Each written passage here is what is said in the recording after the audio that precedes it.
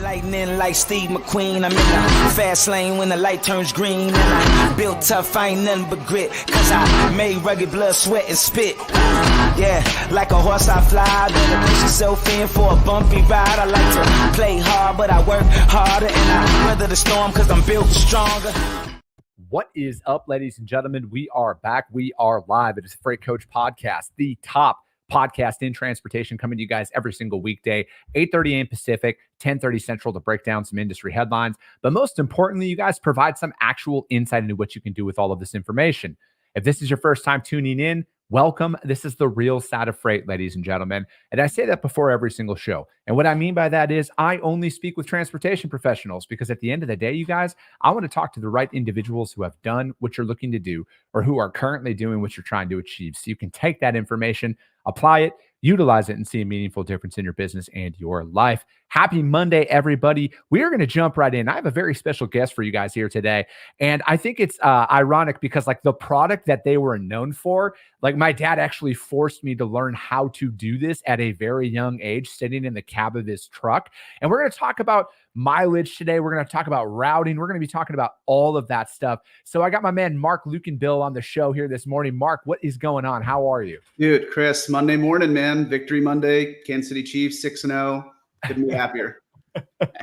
Oh, I love it, man. Yeah, the Packers pulled out a win yesterday. That was pretty exciting against Houston. And Crazy. Yeah, dude. And what's crazy is you have the year like this, and then, because like the Packers had Malik Willis, the backup, came in for a couple of games, and dude, they're firing on all cylinders, man. Yeah, I didn't hit my Romeo Dobbs, was kind of the last leg of my touchdown parlay on Sunday, so I'm a little sour at your Packers, but great game to watch, great finish, right? Oh, man, I love it. I love it. So, dude, how'd you get your start in freight, man? I always like to show, starting off my shows like this, and especially for first-time guests, long-time listener, but first-time guests on all this, man. So, Mark, what brought you into the transportation industry? Yeah, man, and I appreciate you having me on, dude. It's great to talk to other people in the industry, and like you and I think the first time we met, before I get into it, I think we spent 45 minutes just riffing, just talking. Correct. And like I'm thinking in my head the entire time, this conversation should have been perfect for live, but I think that it's like that in this industry, right? You just meet people first time we've connected, and then everybody shares such common values and what they're trying to accomplish in this space that you connect automatically, and everybody's got their own unique story. And for me, man, it's weird. Like, I think for most of us, it's in my blood. So 7 years old, back of a cab. My uncles were all drivers, easy go, delivering golf carts all across the U.S. and raised by my grandparents. So they had to work. We couldn't afford daycare or anything like that. And times where they didn't just throw me outside and say, come home when it gets dark. They're like, dude, go hop in the back of the cab with the uncles and go see the world, which, then like, I think back to like when I was 9 and sort of pissed off that I had to go, right? Like thinking about like sitting in the truck for 10 hours, nothing to do, you know what I mean? Sitting in the back of the sleeper cab. And now that I've gotten a lot older, it's such an invaluable experience that I got to learn the industry from the inside out, all the things that I heard from them, just all the different cities and experiences that I got to do is, you can't really provide that to kids nowadays, right? It's an experience that, I'm super grateful for. And that's really kind of how I got my start into it. Right after college, I jumped back in, started as a brokerage, started in the brokerage world at Freight Quote, doing the whole pound the phones. What do you got to ship? What do you got to ship? Let me quote, which for me, man, that was kind of a big turnoff. Like in college, I sold cars, which I loved. This was back in 2006 or 7. So really before the internet was as prevalent as it is now, with like price shopping and like customers coming in knowing exactly, MSRP and what they want to pay. And, you have this other one in Nebraska, blah, blah. So it was really more about like, they come in and it's like, why are you here? Right? Like, is your family growing? Talk to me about what you're trying to accomplish. This really consultative, solution-based sales methodology. And so after kind of the initial start in the brokerage world, where it was very much like pound the phones, 150 calls a day, doesn't matter, get a transaction, wasn't really jiving with me. And so I was like, dude, I'm just going to try something else. And so instead of, customer answer the phone, hey, what do you have to ship? It's like, why are you talking to me right now? What problems are you facing? Let's talk a little bit about your operational process, right? What could you do better? What do you want to do better? And how can I insert myself to help there? And And so once I took that approach, man, it was great. I mean, book of business flew through the roof. They're like, hey, we've got this tech product. We really want to take that sales style over and, talk to a higher level of individual about these solution concepts and really how to not just sell on a price perspective, but more from an operational and total cost savings, soft and hard. And so I've been in the tech side of the industry for the last 15 years, doing TMS, doing operational software, really anything that could help with process improvement, which has been a lot of fun. Dude, and I think that I love that story because like transportation is such a vast industry, right? Like it's not just a broker, just a driver, just a dock worker, warehouse, whatever it is. There's so many different facets of the industry, and that's why I like bringing on more people onto this show who have diverse backgrounds, who've kind of worked on multiple sides of it to kind of give out their perspective and especially that niche that they are working in, right? Because, ultimately, I never, like when I started doing this show, over 4 years ago, I wanted to create a platform that people could just like tune into and then learn about multiple sides of it. And instead of like just talking about freight brokerage, because that's primarily where all of my experience is in the industry. But I'm like, man, there's so many other sides of it. And I always go back and think to my dad, driving in his truck, I'm like, it's not that he didn't want to improve his business because he was an owner operator, but could he realistically shut his operation down to go to a conference? Absolutely not, as most business owners can't, because, not only can you not take the time capital away, but also the money it takes to go out to some of these things. So it's like, I started this as like a resource that people could come in and listen to and get some value for their business and then bounce out and not feel like they're getting sold to, right? And that's why it's like I don't have a paywall on any of this stuff. I'm very fortunate to have advertisers for this show. So it's like I'm able to do that at the level that I am because of it, because I think like ultimately people need to know that they're getting the right information. And it's we're in a day and age now where it's like, how do you know if it's real or not, right? So it's like when I come out here and I interview people and it's like, I'm talking to people who are like, no, man, I sat in the seat. This is how I built my book of business, and dude, you're working from like you for who you're with now, man, you're with one of the legacy brands in the industry. I mean, Rand McNally, I know that you're a part of it, but like, dude, I remember sitting there and my dad made me. Granted, this was before, in the mid 90s and stuff like that. So like the internet wasn't really a thing back in rural Wisconsin. But, dude, I had the Rand McNally nap and he taught me how to read the grid system, how it would like, you had the state and then it would go down to like the city of Chicago and then it would grid out on there and what roads to take. So it's like, man, it's just wild. And, I said the same thing when I had Great Dane come on the show, the trailer manufacturer. When I had them, it's like, that's the only trailer my dad ever had. Right. So it's like, I kind of get these little, moments of like my youth coming out and some of the companies that I get to talk to on this show now. So it's like, man, I just love that aspect of it.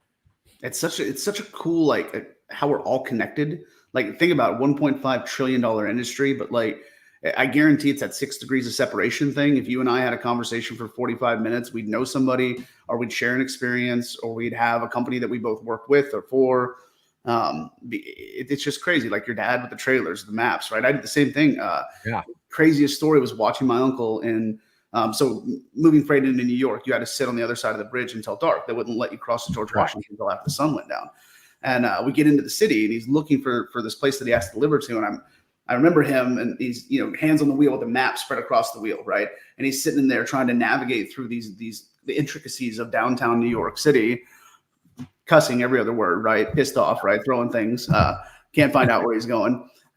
Sees a guy, homeless guy on the side of the road, says, hey, I'm trying to get here. And the guy's like, hey, I'll take you there for $10, And so uncle pays him. Guy hops on the side of the truck, hanging on. We take 2 turns and we're there. Right. It was the greatest thing ever. And then who knows where that guy went, just scattered off into the night. But yeah, it's just really interesting. And when I got the opportunity to join Rand McNally and Milemaker, it was like, it's my exit strategy in life. Later on, wife and I, RV, couple dogs, traveling the world, is to consult, right? So I want to get as deep in this industry as possible. I've been in the TMS space, order execution, operational efficiencies. And so I'm looking at all these different parts of the supply chain. And especially when we're in a time where the industry is kind of in a headwind right now, right? People are looking for additional cost savings wherever they can. Yeah. We have to look at like not the overall supply chain, but individual parts and segments of it, right? One thing that people think, they take for granted, I think, mileage and routing, such a small part of it, but can make such a big impact, right? Truck goes down an unpaved road, blows a tire, late delivery, maintenance cost, right? Roads closed down, weight restriction, they pull in, maybe they're 30 miles down the road, they got to make a U-turn. Yeah, additional mileage they're not getting paid for, late delivery, mad customer, big impact to their business, you know.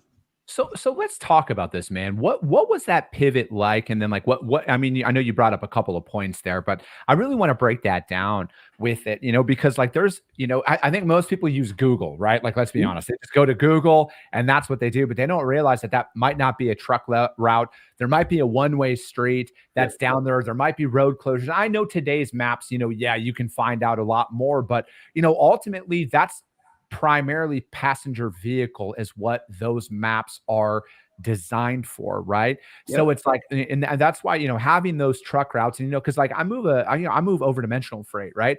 Like you can't take a lot of freight out there at certain hours, right? It's a lot more intricate than that blanket statement. But ultimately, if you're going to be in the transportation industry, you need to, and then especially on the asset side, and I would argue brokers need to see this as well, because again, the actual miles versus truck miles are two very different numbers. And then, there's a lot of shippers out there who will use their own mileage guide or their own routing guide for that stuff too. So it's like, oh, you go on Google Maps and it shows 1,100 miles, for example, and then you got your fuel surcharge in there at that. And then the customer bills you out at, 1080 because their mileage were different. Now, all of a sudden you have billing errors and everything else that kind of go along with that. It absolutely. And so, the goal of what MileMaker, so MileMaker is Rand McNally's product. It's the, the platform that we're taking this whole mileage and routing solution out is to make that the standard for everybody. So we have shipper customers, we have asset carrier customers, we have LSPs, brokers, 4PLs. But the idea about it is strengthening relationships, right? So if you get a rate from a customer at, whatever you think it's 1,100, and all of a sudden, they come back at 1080 and that guy actually drove for 1,150, that carrier is going to want 1,150 to pay his driver, right? Yeah. And especially in a time now where you need to be strengthening relationships, the industry is going to flip back, right? We're going to be at a point where carriers are going to be charging $6 a mile to go anywhere. That's going to happen. It does this all the time. What's going to get us through that is long, strengthened relationships, right? And if we're trying to short pay people or cheat people or cut corners, they're going to remember that whenever the market flips back in their favor, And so what we're trying to do is say, hey, if they're overweight or they're hauling hazmat and they can't go through Indiana, it's not point to point anymore, right? We've got to take these things into consideration. We got to make sure that these drivers are getting paid what they actually earn, make sure these trucks aren't taking routes that can cause damage, cause additional time, make late deliveries, decrease customer satisfaction. It's these small parts of supply chain that people take for granted that are actually big impacts. Yeah, no, I'm right there with you, right? And I think, knowing the most efficient route, and that's one of those things, Mark, why I love going on site at a lot of the shippers and receivers that I work with. If they'll allow me to, dude, I want to stop by. I want to see that area. I want to see what's out there. Granted, as a broker, I can't tell a driver what to physically do, right? I can't say, avoid this road or make a right, but I can let them know about the facility, like, hey, this is a massive warehouse. Go down to door 17. That's where the shipping and receiving office is. That's where you got to check in, that, and then like, hey man, there's a Love's in the area or whatever truck stop, letting them know and kind of going above and beyond. And, for me, it's more long, like, you brought up long-term, you brought up relationships, you brought up the fact that the market's going to shift. Everybody's going to remember exactly what you don't think that they're going to remember right now. And I'm pointing this a lot at brokers about the way that they may or may not treat certain individuals out there. That will be remembered, right? And ultimately, inside of my organization, because that's all I can really talk for, I want to set up a high standard right away, right? Where they know if there's an issue, they can reach out to us, customers, carriers alike. We're going to take care of it. We're going to respond. We're going to help, most importantly. And we're not just going to be like, well, figure it out style situation, because, time costs money. Time is the only thing that we can never get more of. If you're, it's like, if you want to make more money, make more sales calls, stuff like that. But like, you can't get time back. And then, that goes up, and then there's fines associated with that. If they take a wrong turn down there, no trucks, whatever, you get fined, you get this, you get that. And it's like, you want to have, and like with I know e-logs have been a thing for a long time, but every minute of the driver's day is accounted for, right? So it's like, how do we maximize all of that? How do we maximize their time? Because as the old man always said, if my wheels ain't turning, I ain't earning. So it's like, we want to make sure that people are efficiently getting in and out of facilities, avoiding road closures, non-truck routes, everything else, so they can keep running. Dude, 100%. And it's interesting that you bring this up. So I don't know if you're going or how many of your listeners are going, but this week, tomorrow, I leave for the Broker Carrier Summit in Dallas. And it's essentially an event designed to have collaborative conversations exactly like this between brokers and carriers, right? Yep. I think too much of the day is business, right? It's very much haggle. I got to get this load moved. I got to keep my driver moving. The idea of this event is to take time out and sit down and talk about what issues both sides face, right? How can they find a common ground? Is it, hey, I need to get paid accurate miles to make sure that I'm paying my drivers accurate miles, make sure they stay. Therefore, you have somebody to haul your freight, right? It's a collaborative event where brokers, carriers, tech partners, they get together and they say, how can we do this better, right? Yeah. Let's ask questions. Let's learn about each other's businesses. Let's figure out better ways to work together. So it's Dallas. Quick shout out to the Broker Carrier Summit and all your listeners. If you're going, it's a great event. It's in Dallas and Fort Worth, starts the 23rd and goes to the 25th. But are you going? Is that? No, man, I'm actually going to be in Kansas City, ironically. Yeah. I'm coming in. I'm going to be speaking at DATCon on Thursday morning. So I'll be up there for that. And, but dude, the Broker Carrier Summit, I know Dan Lindsay and, and I know a lot of people that are, deeply associated with that. And, I think that it's a great thing that it's long overdue. Mm-hmm. And, again, we need to have this willingness go on no matter what, though, right? It can't be, and again, I only, I like to be brutally honest at all times. And, I just call that telling the truth. Some people call it brutally honest, but, it's like, it's easy to sit in certain conversations when you're benefiting. It's very challenging to go and sit in that exact same setting. Say if the market was flipped and, back to what you were saying earlier about $6 a mile, I'm going to really be interested to see the kind of the openness to a conversation when the market has officially flipped, because it's easy to sit there and preach about a lot of things when you're benefiting. It's very challenging to sit in that exact same seat when you're the one who's on the opposite side of that conversation. But these are conversations that need to be continued to be had because, I call this out a lot too on the show as well, Mark, on, if you ever pay attention to any of the data out there, like the fleet's top 10 reasons are for the industry, like what a fleet thinks is wrong, is fine with the industry, and then what a driver is, and they're never the same, right?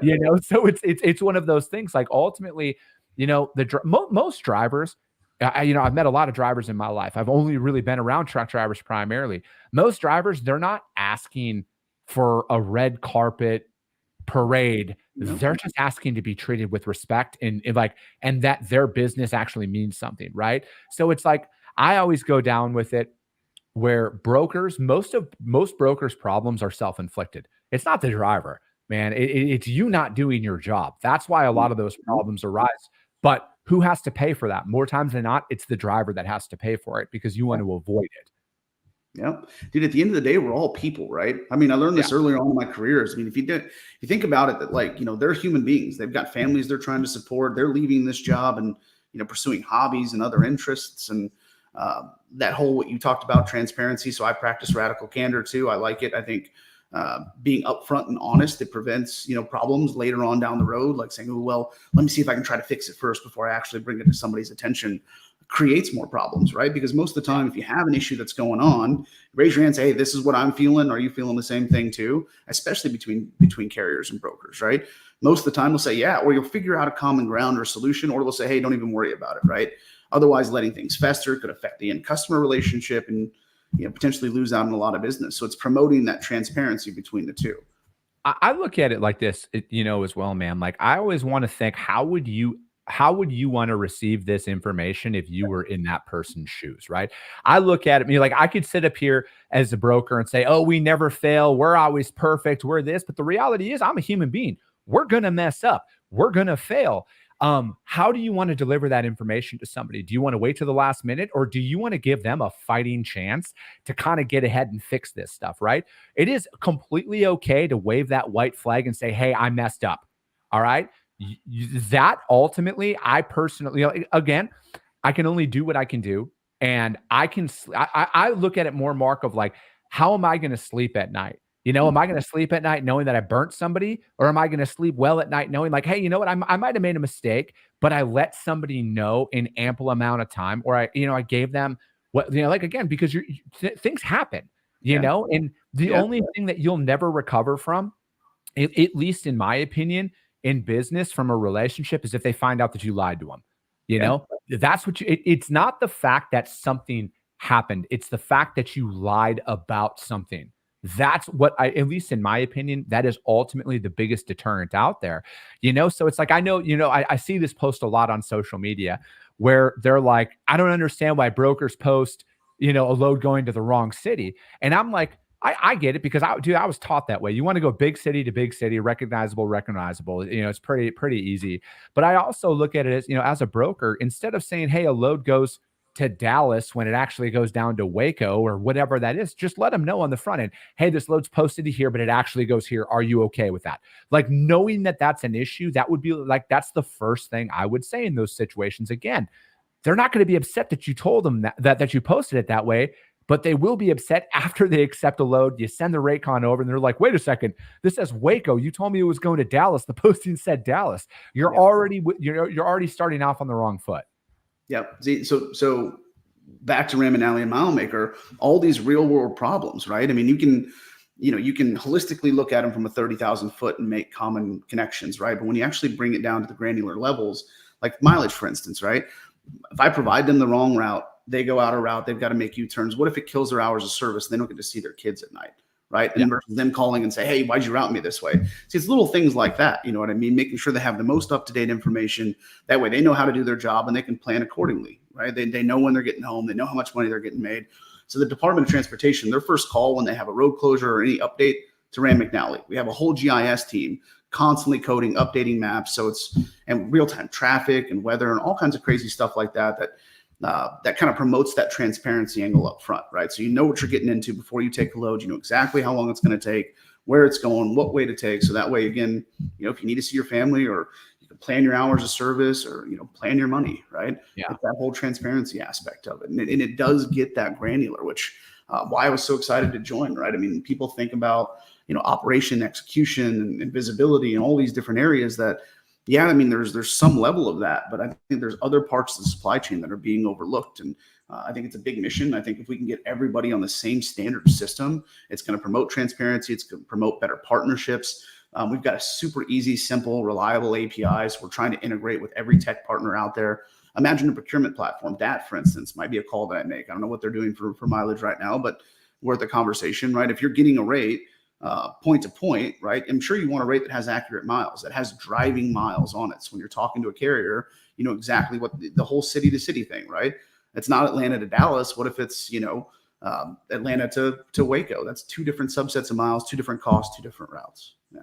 No, and I think that, bringing more and more of that, I look at it, for the time save aspect of things, road closures, for example. I mean, Jesus, dude, in Phoenix here, there's a freeway shutdown every other day, it seems, but that happens all the way across the country.